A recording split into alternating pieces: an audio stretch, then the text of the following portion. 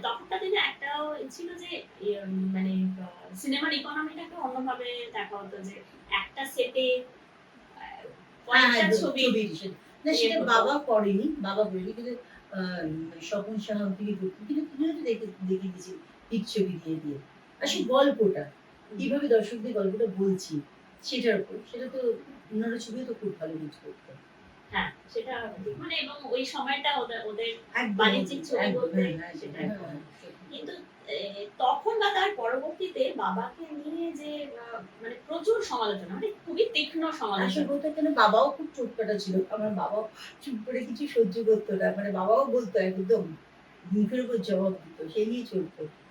আচ্ছা, মানে উনি উনি উনার স্ট্যান্ড পয়েন্টটা খুব ভালো করে বোঝাতে পারতেন। ভীষণভাবে, ভীষণভাবে। একদম।